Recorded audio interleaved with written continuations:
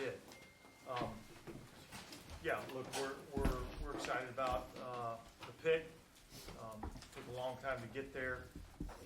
Look, the first thing I'd say is, man, I think our scouting department did a heck of a job in terms of just evaluating these players.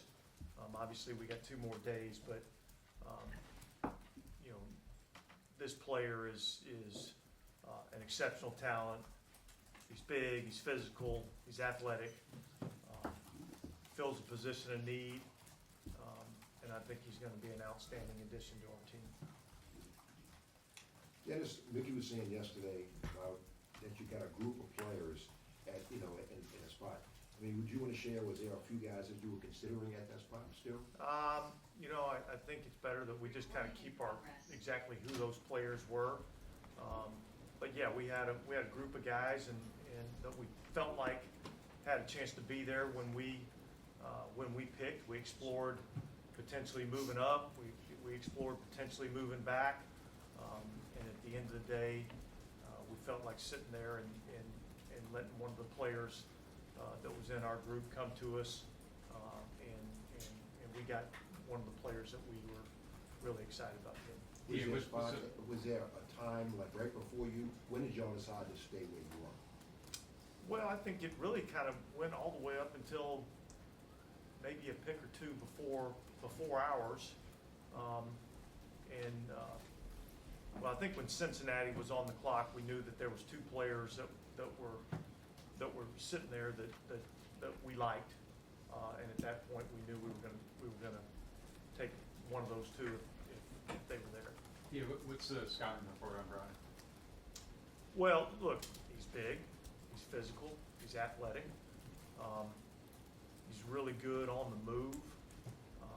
I think he brings some pass rush ability inside, and he's a smart kid. Look, we went and spent a morning with, spent an evening at dinner with him and several of the Clemson players. Had a great visit at Clemson, and then had an opportunity to visit with him the next morning, put him through a workout at his facility.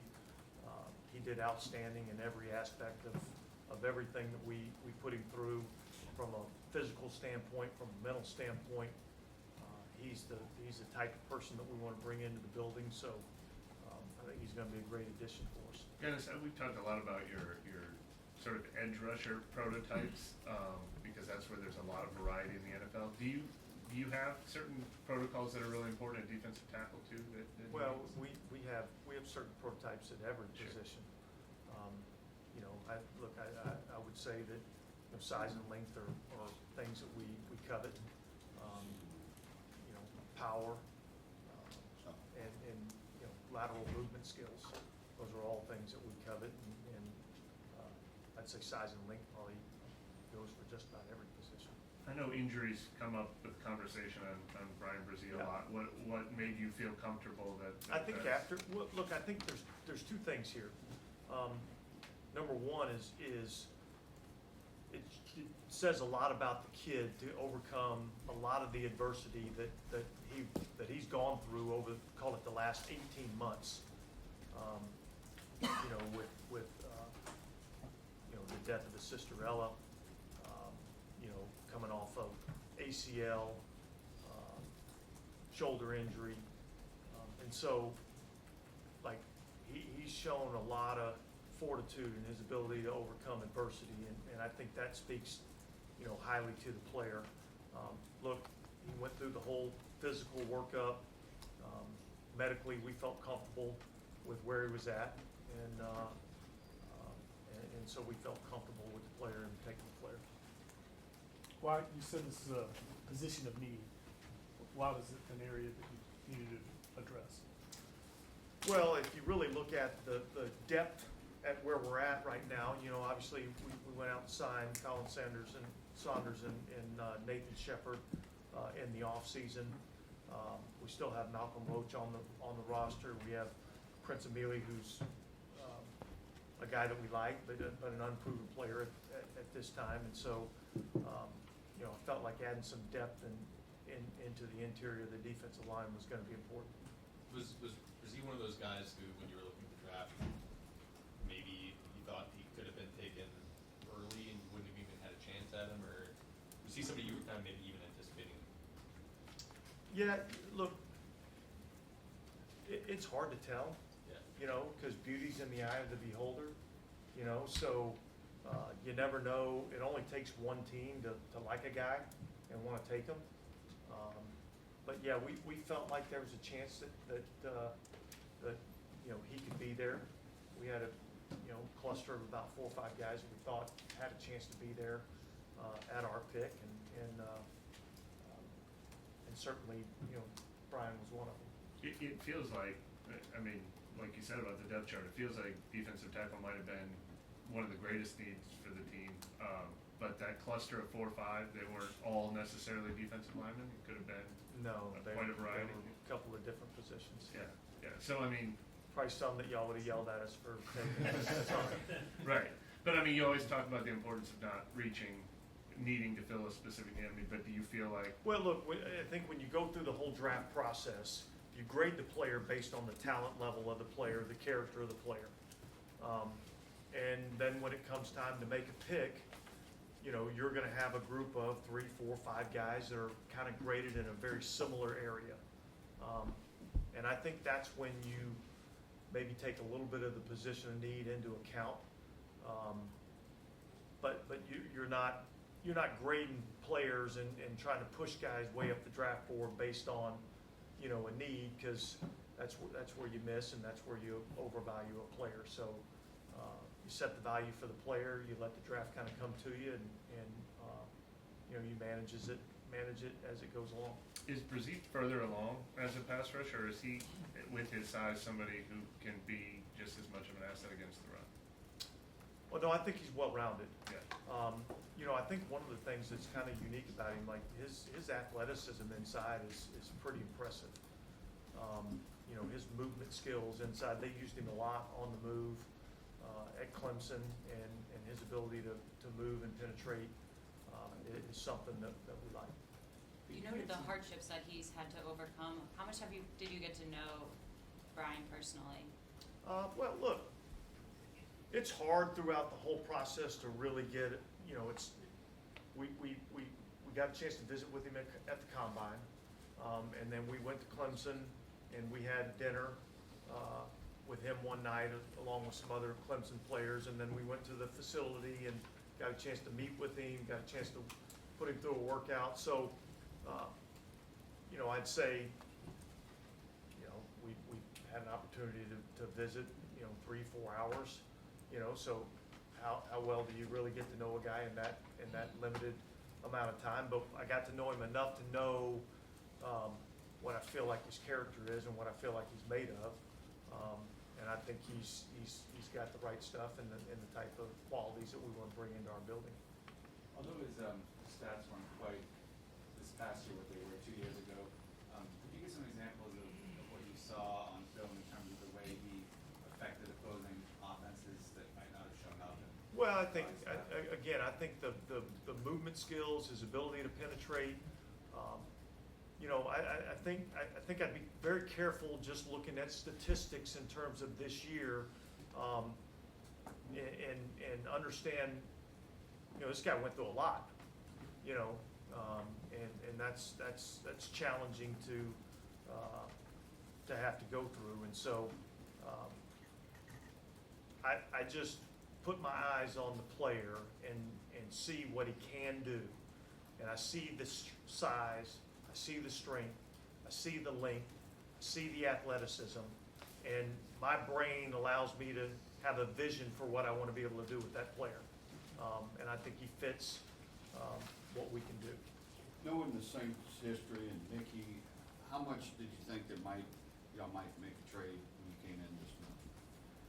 Oh, well, I think that's always a possibility, you know. And I think that was always a possibility up until Cincinnati was on the clock.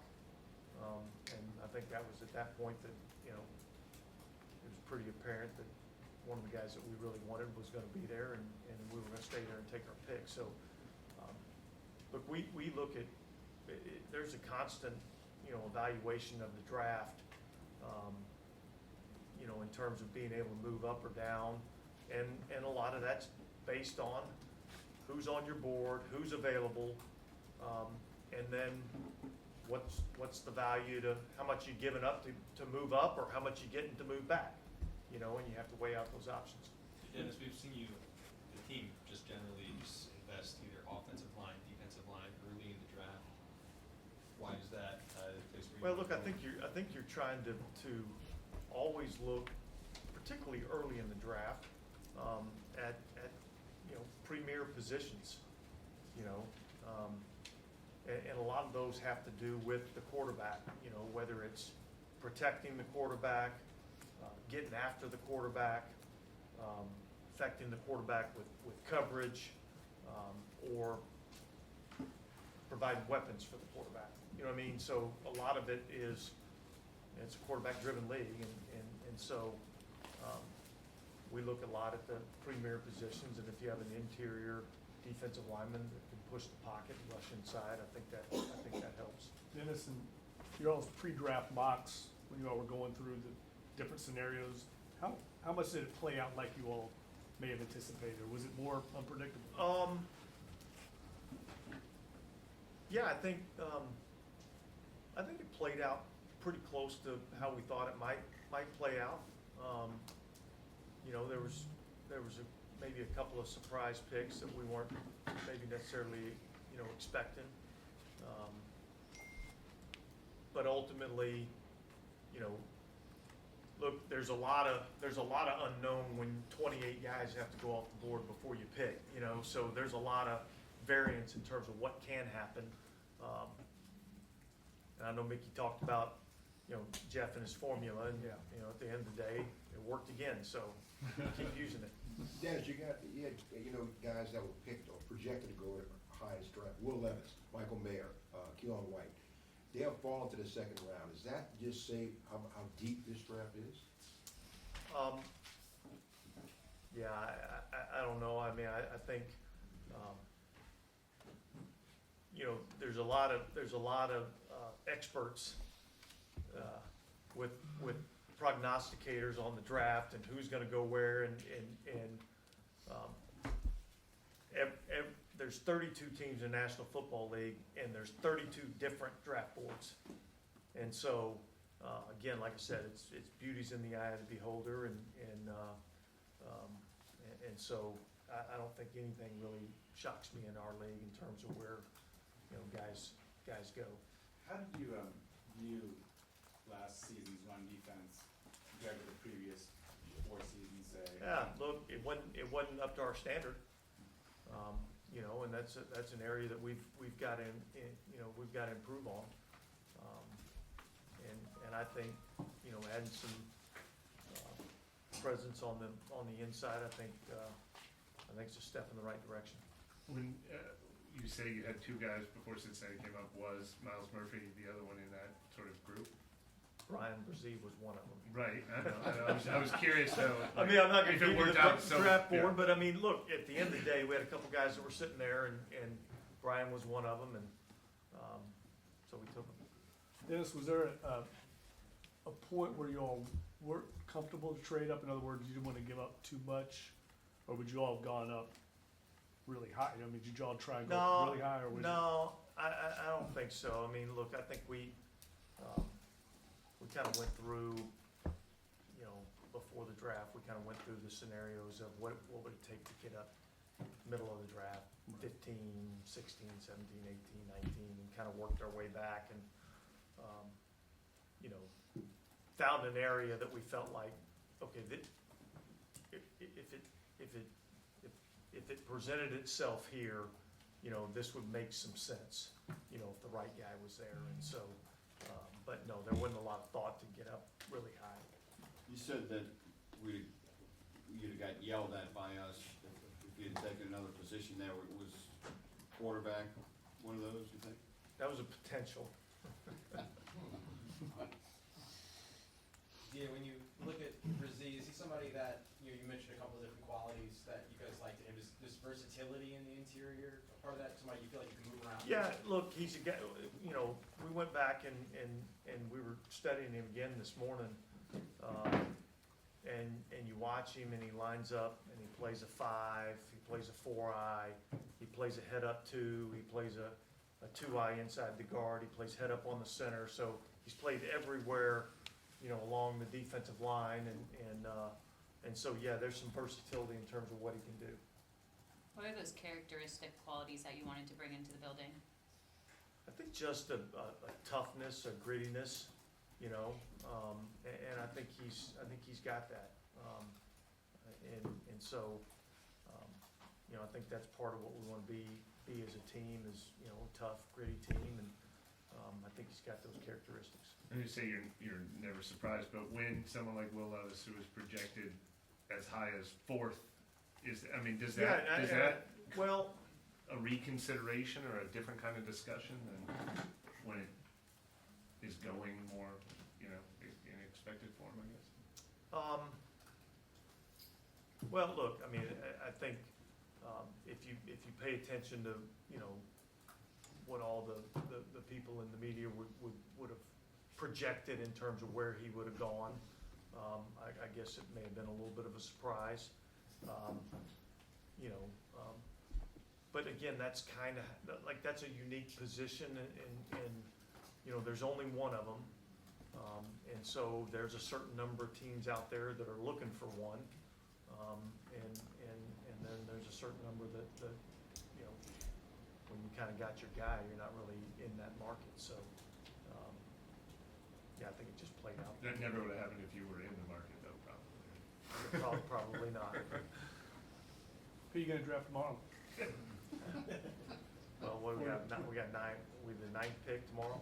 Yeah. 9th. That's what we are. So. So what, we all meet tonight or come out tomorrow? We got plenty of time tomorrow to, you know, figure these things out. And look, the board's set, you know, so you're really just talking through scenarios. You know, if this guy's there, you know, would we move up to take this guy? If our little clump is not there, would we consider moving back? I mean, those are all kind of the scenarios that you kind of talk about. Who And made this, this we've call? heard Mickey say his favorite part about the draft process is calling the guys. What was Brian's reaction like when you were on the phone? He was excited. Yeah. I think he was kind of, you know, relieved to finally hear his name called. I think he was excited about